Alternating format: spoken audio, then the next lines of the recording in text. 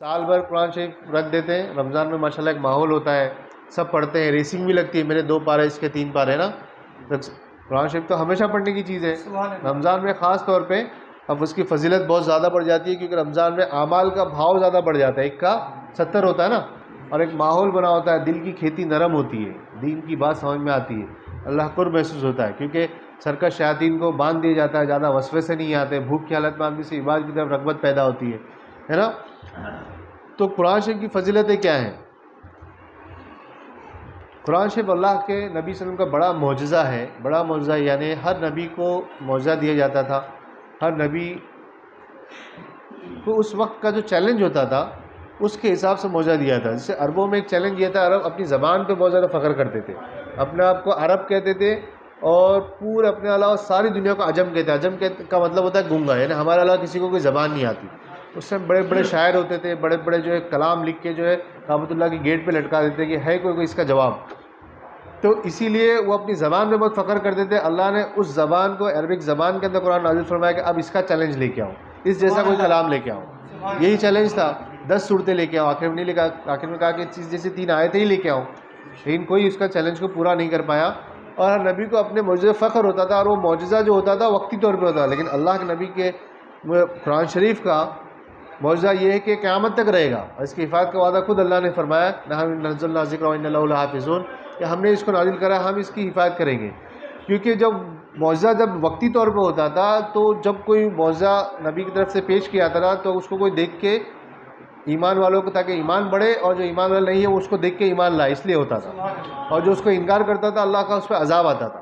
لیکن اللہ کے نبی صلی اللہ علیہ وسلم کا معجزہ جو قرآن شریف قیامت تک ہے، قیامت تک لوگ اس پہ ایمان لاتے رہیں گے. آج بھی لوگ قرآن پڑھ کے سمجھ کے ایمان لے کے آ رہے ہیں. اس لیے اللہ نے فرمایا کہ مجھ پہ، میری امت پہ فخر ہوگا، کیونکہ تعداد کے اعتبار سے میری امت سب میں زیادہ ہوگی. کیوں؟ کیونکہ جب تک معجزہ زندہ رہے گا، لوگ اس کو دیکھ کے ایمان لے کے آتے رہیں گے، تو تعداد بڑھتی رہے گی. ٹھیک ہے. تو قرآن کی بہت زیادہ فضیلت ہے. قرآن کے ہم پہ بہت سے حقوق بھی ہیں. قرآن کا پہلا حق تو یہ ہے کہ ہم اس پہ ایمان رکھیں کہ یہ اللہ کی کتاب ہے نا. اس کی عزت کرنا، اس کی تعظیم کرنا، یہ اس کا حق ہے. ٹھیک ہے.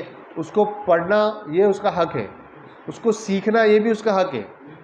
سیکھنے کا، اس پہ عمل کرنا یہ بھی اس کا حق ہے. اور اس عمل کر کے اس بات کو دوسروں تک پہنچانا یہ بھی قرآن کا ہم پر حق ہے. ٹھیک ہے. حدیث میں فرمایا کہ عثمان رضی اللہ تعالیٰ عنہ قال رسول اللہ صلی اللہ علیہ وسلم خیرکم من تعلم القرآن وعلمہ. اور عثمان رضی اللہ تیسرے خلیفہ. پہلے خلیفہ کون ہے؟ حضرت ابوبکر صدیق رضی اللہ عنہ. دوسرے حضرت عمر فاروق رضی اللہ تعالیٰ عنہ. تیسرے عثمان غنی. چوتھے حضرت علی کرم اللہ وجہ کریم. تو تیسرے خلیفہ حضرت عثمان رضی اللہ عنہ فرماتے ہیں، حدیث فرماتے ہیں کہ اللہ کے رسول صلی اللہ علیہ وسلم نے فرمایا، تم میں سب میں بہترین شخص وہ ہے جو قرآن کو سیکھے اور قرآن کو سکھائے. من تعلم القرآن وعلمہ، جو خود بھی قرآن کو سیکھے اور دوسرے کو بھی قرآن کو سکھائے. دیکھیں بہت سے لوگ یہ کہتے ہیں بھائی ہم تو عمر ہو گئی، ٹائم نہیں ملا، بچپن سے ذمہ داریاں تھی، کمانا کھانا تھا، وقت نہیں. کوئی عمر نہیں. ہم نے دیکھا بڑے بوڑھے بھی اس وقت میں جو ہے شادی شدہ لوگ بھی جو قرآن شریف حافظی کو لگا دیے، سیکھتے ہیں. تو کوئی عمر نہیں ہے. اللہ اس کو توفیق دے، اس کو قرآن سے محبت ہوگی تو سیکھ سکتے ہیں. کوئی عمر نہیں ہے کہ بھائی بچپن نہیں سیکھ پاتے، اپنی آج بھی سیکھ سکتے ہیں آپ. ٹھیک ہے. تو میں تم میں سے بہترین شخص جو قرآن کو سیکھے بھی اور دوسروں کو سکھائے بھی. یا تو اگر ہم کو نہیں ملا تو اپنے جو گھر میں جو بچے ہیں نا ان کی فکر کریں. ہم ٹیوشن کی فکر کرتے ہیں، اسکول کی فکر کرتے ہیں. اسکول نہیں جائیں گے تو مارتے ہیں امی ابا، ٹھیک ہے. فیس بھرتے ہیں، ابا محنت کرے فیس بھرتے، بچہ اسکول نہیں جاتا ہے، ٹیوشن جاتے ہیں، لیکن عربی جاتے تو اس کو کچھ نہیں بولتے. ابھی جی آج بچے کو کھیلنے کا آج ذرا موڈ ہے، آج نہیں پڑھے گا جانے کو. تو قرآن کی اہمیت نہیں ہے نا. تم نہیں پڑھے تو اپنے بچوں کو کم سے کم زور دو کہ کم سے. ہم نے دیکھا بہت سے بچے جو ہے نا، میرے خود کے دوست لوگ بولے یار 7th اسٹینڈرڈ 8th اسٹینڈرڈ میں ہو گئے بچے لوگ، سینٹ جوزف میں جاتے ہیں، کانوینٹ میں جاتے ہیں، لیکن بولے ان لوگوں کو اتنا برڈن ہے ٹیوشن کا، کلاسز کا، پروجیکٹ کا، اسائنمنٹ کا، ان کو قرآن شریف پڑھنے کے لیے ٹائم بھی نہیں. کہاں ڈالے ان کو؟ بچے بڑے ہو گئے لیکن وہ قرآن نہیں پڑھا رہے کیونکہ ماں باپ نے فکر نہیں کی. اب کل کو مرو گے تو بتاؤ پھر وہ کبھی خود قرآن شریف پڑھے گا تمہارے لیے صاحب کے لیے؟ وہ تو بولے گا آپی جی آؤ، آپی جی کی محتاج رہے گا، ہے نا. اپنے بچوں کو قرآن شریف سکھاؤ. فرمایا کہ سب میں بہترین شخص ہو جو قرآن خود بھی سیکھے اور دوسرے کو بھی سکھائے.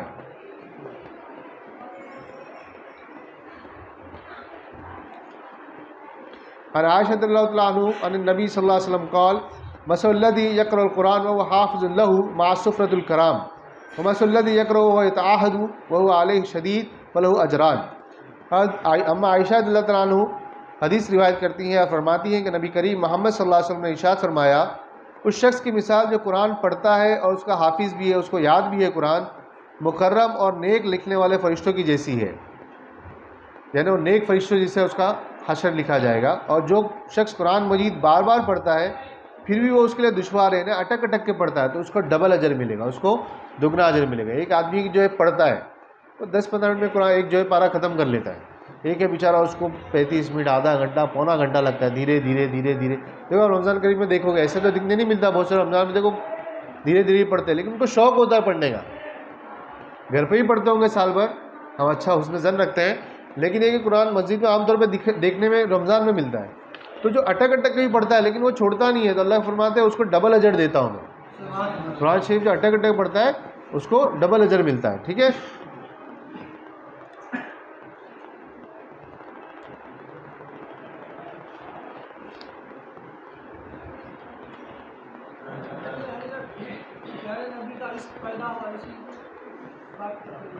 جی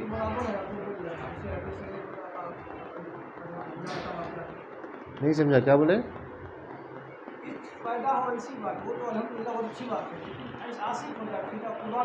آپ شاید پہلے درس میں آئے، آج پہلی بار آئے نا، تو آئے گا تو پیدا ہوگا انشاءاللہ۔ ابھی ہم نے چیپٹر انشاءاللہ رمضان میں وہ آئے گا جس کو شمائل نبوی کہتے ہیں۔ شمائل نبوی مطلب اللہ رسول دکھتے کیسے تھے، بولتے کیسے تھے، بھویں کیسی تھی، ناک مبارک کیسی تھی، آنکھیں کیسی تھی، ہونٹ کیسے تھے، بال کیسے تھے، انگلیاں کیسی تھی، کمر کیسی تھی، پنڈلی کیسی تھی، انگلی کیسی تھی، ہے نا۔ تو انشاءاللہ شمائل نبی کا جب ہمارا ٹاپک آگا تو اس میں پھر اللہ کے عشق پیدا ہو، کیونکہ اس کے بغیر سارے اعمال بیکار ہے نا۔ تو انشاءاللہ رمضان میں ٹاپک آئے گا، اس کی ترتیب بنائیں گے ہم لوگ درگاہ کمیٹی بیٹھ کے انشاءاللہ۔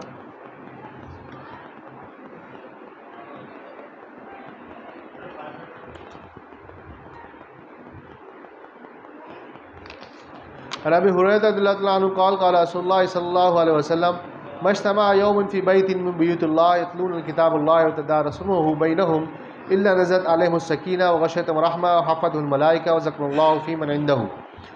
حضرت ابو ہریرہ سے روایت ہے کہ اللہ کے رسول صلی اللہ علیہ وسلم نے ارشاد فرمایا، اللہ کے گھروں میں سے کسی گھر میں کچھ لوگ اکٹھا ہو کر اللہ کی کتاب کی تلاوت کرتے ہیں اور اس کو ایک دوسرے کا درس بھی دیتے ہیں تو ان پر سکینت کا نزول ہوتا ہے، رحمت ان کو ڈھانپ لیتی ہے، فرشتے ان کو گھیر لیتے ہیں، اور اللہ تعالیٰ ان کا تذکرہ ایسے لوگوں پہ ایسی جگہ فرماتے ہیں، یعنی فرشتوں کے درمیان ان لوگوں کا تذکرہ فرماتے ہیں، یعنی جو قرآن کی بات کرتے ہیں، قرآن حدیث کی بات بھی کرتے ہیں، اس کو پڑھتے بھی ہیں، اس کو دوسروں کو بھی بتاتے بھی، جیسے قرآن کے بارے میں ہم دوسروں کو پڑھ بھی رہے ہیں، دوسروں کو بتا بھی رہے ہیں نا، تو جتنے لوگ بیٹھے ہوتے ہیں اللہ فرماتا ہے ان سب پہ میں رحمت نازل فرماتا ہوں، وہ بھی مغدوب علی مائی کے دربار میں ماشاءاللہ رحمت نازل فرماتا ہوں، ان پہ غشیت علیہم الرحمہ، ان کو رحمت ڈھانپ لیتی ہے، وانزل علیہم السکینہ، ان کے اوپر سکینت یعنی سکون اور میری رحمت نازل ہوتی ہے، اور فرمایا کہ میں ان کا ذکر ایسے لوگوں کی جماعت میں کرتا ہوں جو اعمال کے اعتبار سے یعنی فرشتے کے درمیان یعنی بہت زیادہ نیک لوگوں کی جماعت میں، یعنی فرشتوں کی جماعت میں ان کا ذکر کرتا ہوں کہ دیکھو فرشتوں دیکھو کس طرح میرے کلام کی بات کر رہے ہیں،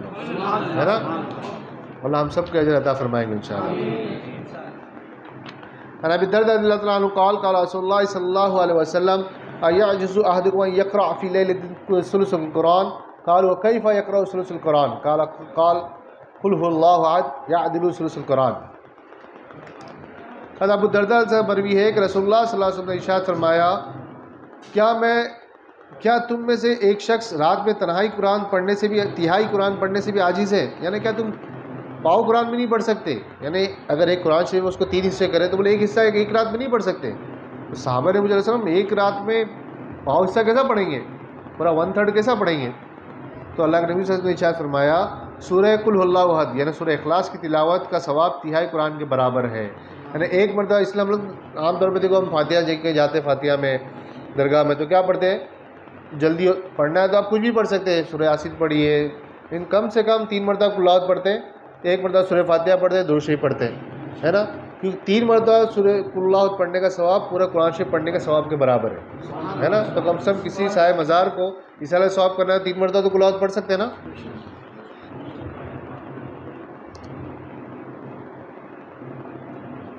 عن سعد بن عبادہ قال قال رسول اللہ صلی اللہ علیہ وسلم ما من امرئ یقرأ القرآن ینساہ الا لقی اللہ عز وجل یوم القیامہ اجزم۔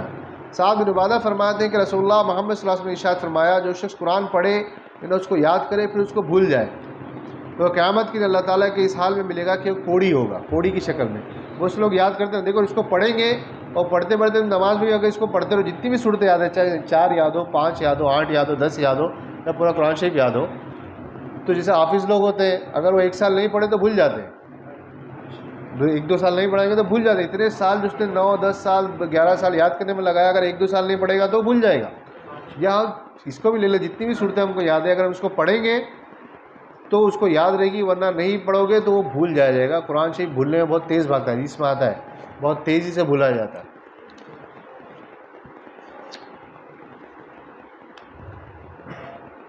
ان برا بن عازب قال قال رسول اللہ صلی اللہ علیہ وسلم زینوا القرآن باصواتکم.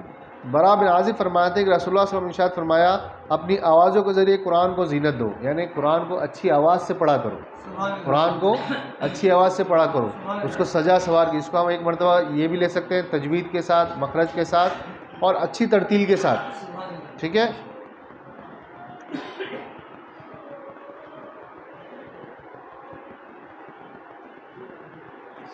عبداللہ ابن مسعود رضی اللہ عنہ قال قال رسول اللہ صلی اللہ علیہ وسلم من قرأ حرفا من کتاب اللہ فلہ به حسنہ والحسنۃ بعشر امثالها لا اقول الف لام میم حرف ولكن الف حرف ولام حرف ومیم حرف. عبداللہ ابن مسعود فرماتے ہیں کہ رسول اللہ صلی اللہ علیہ وسلم نے ارشاد فرمایا جو شخص نے اللہ کی کتاب کا ایک حرف بھی تلاوت کی تو اس کو ہر حرف کے بدلے ایک نیکی ملے گی، ہر حرف کے بدلے ایک نیکی ملے گی، اور ایک نیکی 10,000 کے برابر ہے. میں نہیں کہتا کہ الف لام میم ایک حرف ہے، بلکہ الف ایک حرف ہے، لام ایک حرف ہے، میم ایک حرف ہے. اللہ نے فرمایا کہ ایک ایک حرف، ایک ایک الفابیٹ کے اوپر، کئی الفابیٹ ملا کے ایک ورڈ بنتا ہے، کئی ورڈ ملا کے ایک سینٹنس بنتا ہے نا، ایک الفابیٹ یعنی ایک حرف بھی اللہ نے فرمایا کہ جیسے الف لام میم کسی نے پڑھا تو الف ایک حرف ہے، ایک حرف پڑھنے کی برابر ایک نیکی ملے گی، اور ایک نیکی 10,000 کے برابر ہے. رمضان شریف آ رہا ہے انٹو 70 10,000 انٹو 70 کتنا ہو گیا؟ 7 ملین ہو گیا ہے نا. مطلب کتنی نیکیاں ملے گی ہے نا. قرآن شریف پڑھنا چاہیے کیونکہ قرآن کے حرف حرف پہ اللہ نے نیکی کا وعدہ کیا ہے.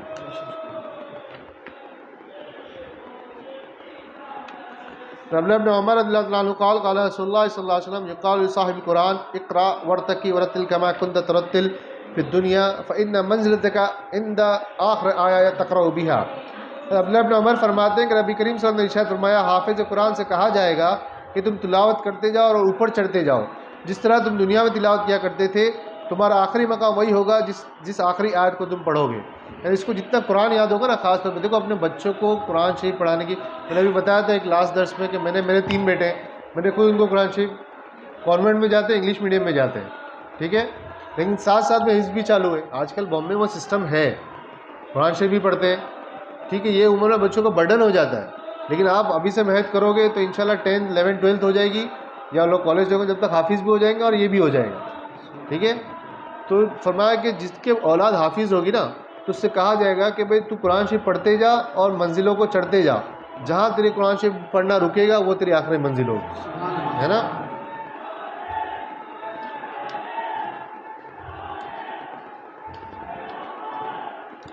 اور ابی ہریرہ رضی اللہ عنہ قال قال رسول اللہ صلی اللہ علیہ وسلم یجی القرآن یوم القیامہ فیقول یا رب حلی فلیبستاج الکرامہ ثم یقول یا رب زدہ فلیبس حلت الکرامہ ثم یقول یا رب ارض عنہ فیرض عنہ فیقال له اقرا وارتقی وتزاد بکل آیت حسنہ. دیکھو ابو ہریرہ سے روایت ہے کہ رسول اللہ صلی اللہ علیہ وسلم نے ارشاد فرمایا قیامت کے دن قرآن آئے گا اور کہے گا کہ اے میرے رب، اے میرے اللہ، حافظ قرآن کو، قرآن پڑھنے کو والوں کو، قرآن کو یاد کرنے والوں کو جوڑا پہنا، تو اسے عزت و شرافت کا تاج پہنا دیا جائے گا. پھر قرآن کہے گا کہ اے میرے اللہ تو مزید عطا فرما، تو اسے عزت اور کرامت کا جوڑا پہنایا جائے گا. پھر قرآن کہے گا کہ اے میرے اللہ تو اس سے راضی ہو جا، اللہ تعالیٰ اس شخص سے جو قرآن کو حافظ ہوگا اس سے راضی ہو جائیں گے اور خوش ہو جائیں گے. پھر حکم ہوگا اللہ کی طرف سے کہ تو پڑھتا جا اور چڑھتا جا، یعنی تیرے لیے ہر آیت کے ساتھ نیکی کا اضافہ ہوتا رہے گا. یعنی جو حافظ قرآن ہوگا اس کو بھی تاج، بعض حدیث میں ہے کہ اس کے ماں باپ کو بھی تاج پہنایا جائے گا، عزت والا جوڑا پہنایا جائے گا. وہ تاج کی روشنی ایسی ہوگی کہ بہت زیادہ چمکیلا ہوگا اور جیسے سورج کی روشنی سے بھی زیادہ ہوگا، ہے نا. اور اللہ تعالیٰ کہیں گے کہ اس سے راضی ہو جا، اور وہ جس کی شفاعت کرے گا اللہ تعالیٰ اس سے بھی راضی ہو، خاص طور پر ماں باپ کی شفاعت کرے گا. تو انس بن مالک رضی اللہ عنہ قال قال رسول اللہ صلی اللہ علیہ وسلم ان اللہ اہلین من الناس قال یا رسول اللہ من هم قال هم اہل القرآن اہل اللہ وخاصتہ. حضرت انس بن مالک فرماتے ہیں کہ رسول اللہ صلی اللہ علیہ وسلم نے ارشاد فرمایا لوگوں میں سے کچھ افراد کچھ لوگ اللہ والے ہوتے ہیں. لوگوں میں سے کچھ لوگ اللہ والے ہوتے ہیں. صحابہ نے پوچھا اللہ کے رسول وہ کون لوگ ہوتے ہیں جو اللہ والے ہوتے ہیں؟ فرمایا قرآن والے لوگ. یہ وہی لوگ ہیں اور یہ اللہ کے خاص بندے ہوتے ہیں. دیکھو اللہ والے من احب اللہ فتعلم غیر تعلم، اللہ اس سے محبت کرتا ہے اس کو بغیر پڑھے پڑھا ہی پڑھا دیتا ہے. اللہ والے قرآن حدیث کے جاننے والے ہوتے ہیں. یاد رکھنا اللہ کسی جاہل کو اپنی دوستی عطا نہیں فرماتا. مخدوم علی ماہمی اپنے وقت کے فقیہ تھے، جن کے دربار میں ہم بیٹھے ہیں نا، یہ حجر مبارک ان کا حجر مبارک ہے. اپنے وقت کے فقیہ تھے. فقیہ اس کو کہا جاتا ہے جو ایک ساتھ کئی علوم کو جاننے والا ہو. علم قرآن جانتا ہو، اصول حدیث جانتا ہو، علم الحدیث جانتا ہو، علم الکلام جانتا ہو، نحو کو جانتا ہو، علم التفسیر جانتا ہو، صرف کو جانتا ہو، انشاء جانتا ہو، تمرین جانتا ہو، منطق جانتا ہو، فلسفہ جانتا ہو.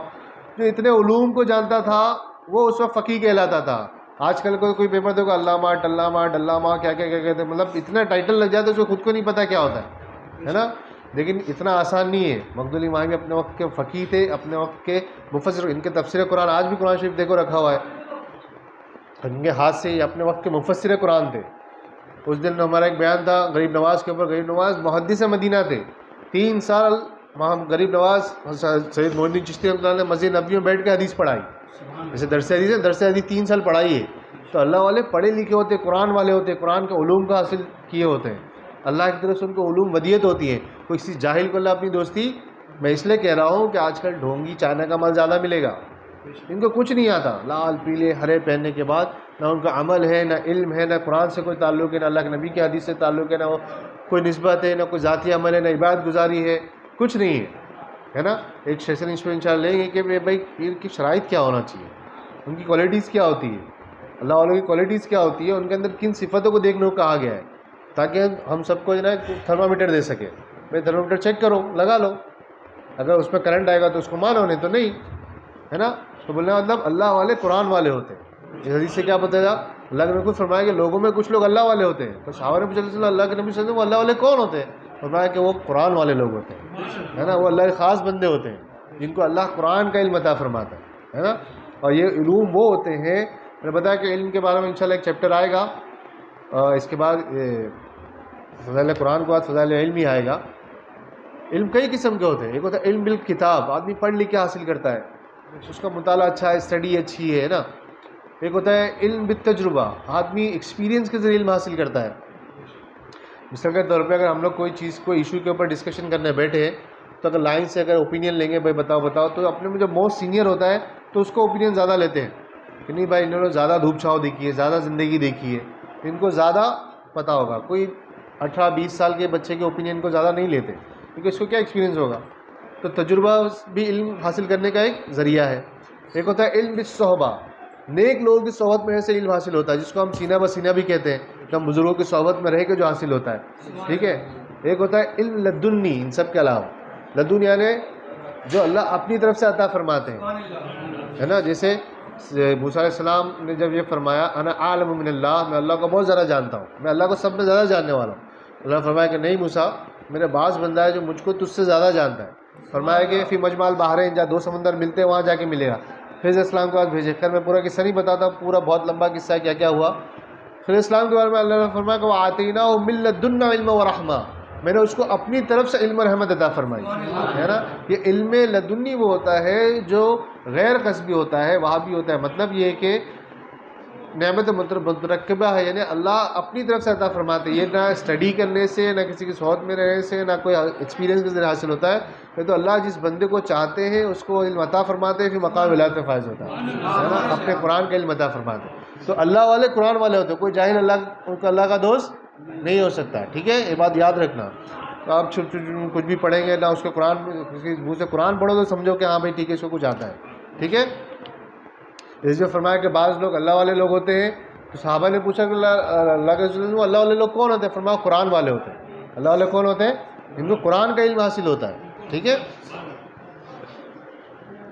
عن سعد بن ابی وقاص رضی اللہ تعالیٰ عنہ قال قال رسول اللہ صلی اللہ علیہ وسلم ان هذا القرآن نزل بحزن فاذا قرأتموه فابكوا فان لم تبكوا فتباكوا وتغنوا به فمن لم يتغنى به فليس منا. سعد بن ابی وقاص فرماتے ہیں کہ رسول اللہ صلی اللہ علیہ وسلم نے ارشاد فرمایا بلا شبہ یہ قرآن غم کے ساتھ نازل ہوا ہے، جب تم میں سے اس کی کوئی تلاوت کرے تو رویا کرو، اگر رونا نہ آئے تو ویسی صورت بنا لو، قرآن کو اچھی آواز سے پڑھا کرو، جو اسے اچھی آواز تجوید کے ساتھ سے نہ پڑھے وہ ہم میں سے نہیں۔ فرمایا دیکھو اس میں کئی حدیث میں کئی باتیں ہیں کہ قرآن کو تم غنا کے ساتھ یعنی سر کے ساتھ پڑھا کرو، اچھے سے پڑھا کرو، بھاگنے والا مت پڑھا کرو، اچھے سے پڑھا کرو، تجوید کے ساتھ سر کے ساتھ پڑھا کرو۔ تو پوچھا گیا کہ بھائی کس لہجے میں کون سے سر میں پڑھا جائے؟ تو اللہ نے فرمایا کہ بحزن غم کے سر میں پڑھا کرو، اور رونے کے ساتھ پڑھا کرو۔ فَإِن لَمْ تَبْكِ فَتَبَاكُوا، اگر رونا نہیں آئے تو رونے کی شکل بناؤ، کم سے کم رونا نہیں آئے۔ دیکھو رونا کب آئے گا؟ تو آدمی کو سمجھ میں آئے گا، ہے نا، کہ میرا مالک کیا کہہ رہا ہے۔ جیسے اللہ والے ہوتے ہیں نا، جب جیسے قرآن کی جو اگر جنت کی بات آ رہی ہے، کوئی اللہ کی نعمتوں کی فضل کی بات آ رہی ہے تو خوش ہوتے ہیں، اللہ میرے کو بھی ہے نا، فی صدر مخضود وطلح منضود وماء مسکوب وفاکہۃ کثیرہ لا مقتنع۔ جب ایسی آیتیں آتی ہیں تو اللہ میرے کو بھی نعمت، میرے کو بھی۔ اور جب جہنم کا یا اللہ کے غصے کا کوئی تذکرہ آتا ہے تو اللہ اس کی پناہ مانگتے ہیں کہ اللہ نہیں، مجھ کو معاف فرما، اللہ میرے گناہ کو معاف فرما، ہے نا، یا مجھ کو پناہ عطا فرما۔ تو یہ تو ان لوگوں کے لیے جو قرآن کا علم رکھتے ہیں، لیکن کم سے کم قرآن کو ادب سے، احترام سے، عزت کے ساتھ، پاکیزگی کے ساتھ اور غم کے لہجے میں، اور رونا آئے تو رونے کے ساتھ پڑھنا چاہیے۔ اور رونا اس کو آئے گا جو سمجھ میں آئے گا اس کو معنی، ہے نا، اس لیے جو سیکھے گا اس کو سمجھ میں بھی آئے گا۔ تو بتا کوئی عمر نہیں، ہر عمر میں آدمی سیکھ سکتا ہے، کم سے کم پڑھنا تو سیکھے۔ دیکھیں رمضان شریف کا مہینہ آ رہا ہے، رمضان شریف مہینے میں بہت زیادہ ماحول ہوتا ہے تلاوت کا، دل کی کھیتی نرم ہوتی ہے، زیادہ دین کی بات سمجھ میں آتی ہے۔ تو اس میں بہت سے لوگ دیکھو ریسنگ لگتی گھروں میں، ہماری ماں بہنوں میں ریسنگ لگتی ہے نا، میرے 2 ہو گئے، میرے 3 پارے ہو گئے، میرا 14 چل رہا ہے، ایک ختم ہو گیا دوسرا چالو ہو گیا۔ اچھی بات ہے، رمضان میں قرآن کی زیادہ پابندی کیا کرو، ٹھیک ہے، اور اچھے سے پڑھنے کی کوشش کیا کرو۔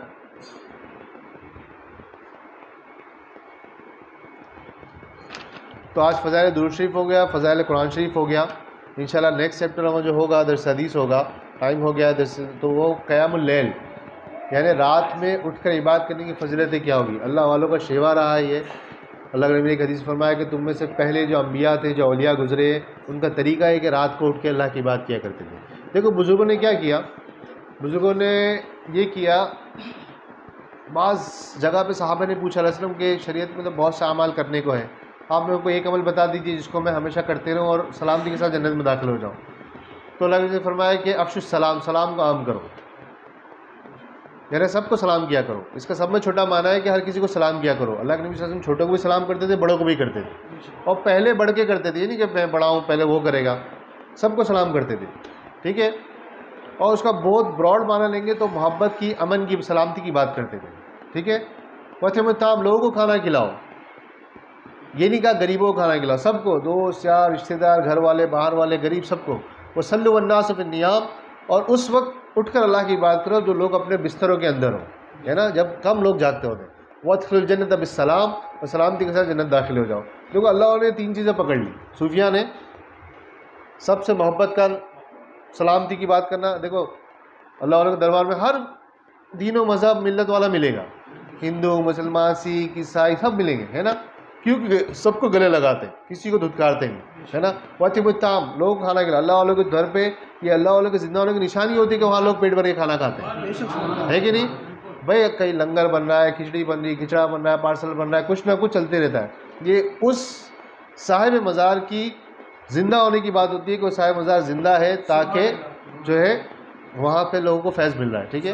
وصلوا والناس فی النیام، اور اللہ والے رات میں اٹھ کے عبادتیں کرتے ہیں، ہے نا۔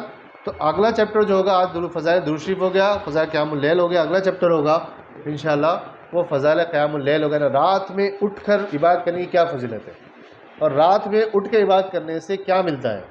رات میں تلاوت کرنے کے، رات میں دعا کا وقت کون ہوتا ہے؟ سحری کا وقت، سحری سے جو پہلے کا وقت ہوتا ہے۔ تو انشاءاللہ یہ سب ٹاپک جو ہم لوگ کور کریں گے نیکسٹ ٹاپک میں، وہاں ٹائم ہو گیا۔ انشاءاللہ ہم سب کو اللہ تعالیٰ سننے سنانے عمل کی توفیق عطا فرمائے، اللہ تعالیٰ خوب اپنے رسول محمد صلی اللہ علیہ وسلم کثرت سے درود پڑھنے کی توفیق عطا فرمائے، قرآن سے محبت کرنے کی، قرآن کی عزت کرنے کی، قرآن کو خوب پڑھنے کی توفیق عطا فرمائے، قرآن کے پیغامات کو سمجھ کر اس پر عمل کرنے کی توفیق عطا فرمائے، اللہ قرآن کے پیغام کو خود بھی سیکھنے کی اور خود دوسروں کو سکھانے کی توفیق عطا فرمائے، اللہ خوب کثرت سے ہم سب کو درود شریف سے اپنا شغف اور محبت عطا فرما، اللہ کثرت سے اپنے نبی محمد صلی اللہ علیہ وسلم پہ درود شریف پڑھنے کی توفیق عطا فرما۔ شب جمعہ، شب جمعے کے روز خوب کثرت سے درود شریف پڑھنے کی توفیق عطا فرما، درود شریف کی کثرت سے برکت سے تمام غموں کو اور ہموم و غموم کو دفع عطا فرما۔ اے اللہ محمد صلی اللہ علیہ وسلم کے صدقے دفعل تمام قرآن شریف کی برکت کے صدقے دفعل کی برکت سے محمد صلی اللہ علیہ وسلم کے صدقے دفعل درود شریف پڑھنے کی برکت سے تمام مشکلوں کو دور فرما۔ اے اللہ محمد صلی اللہ علیہ وسلم کے خاص قرب عطا فرما، اپنے نزدیک خوب قرب و منزل عطا فرما۔ اے اللہ مخدوم ابراہیم کے دربار میں اس درس کو فیض کو ہمیشہ جاری و ساری فرما۔ اے اللہ ہمیشہ جم کے بیٹھنے کی خوب اس میں شریک ہونے کی توفیق عطا فرما۔ اس عمل کی برکت سے ہمیں دنیا اور آخرت کے تمام برکات حصول عطا فرما۔ مخدوم ابراہیم کے صدقے دفعل ہم سب کے مرشد کامل کے صدقے دفعل شیخ عبدالقادر جیلانی غوث احمد دستگیر کے صدقے دفعل خواجہ ہند الولی عطا رسول محمد الدین چشتی سنجری کے صدقے دفعل حضرت علی کرم اللہ کریم فاطمہ زہرا حسن حسین علیہ السلام کے صدقے دفعل محمد صلی اللہ علیہ وسلم کے صدقے دفعل اللہ تمام دعاؤں کو قبول فرما، تمام اس حاضری کو قبول فرما۔ اللہ جتنے بھی لوگ اس میں شریک ہیں سب کے دین و دنیا میں خوب ترقی عطا فرما، سب کو اپنی بارگاہ میں قبول عطا فرما، تیری ذات سے تیرے نبی کی ذات سے تعلق عطا فرما، تیری اولیاء کے دربار سے محبت اور رغبت اور یہ اولیاء کی ذات سے تعلق نصیب فرما۔ اللہ جو مانگو بھی عطا فرما، جو مانگنے سے بھی عطا فرما۔ الا ان اولیاء اللہ لا خوف علیہم ولا هم يحزنون الذين آمنوا كانوا يتقون ان اللہ ملائکۃ یصلون علی الذین آمنوا صلوا علیہ وسلموا تسلیما اللهم صل علی محمد وعلی محمد صلوات دائمۃ مقبولۃ والدین سبحان ربک رب العزۃ عما یصفون وسلام علی المرسلین الحمد للہ رب العالمین بحق لا الہ الا اللہ محمد رسول اللہ۔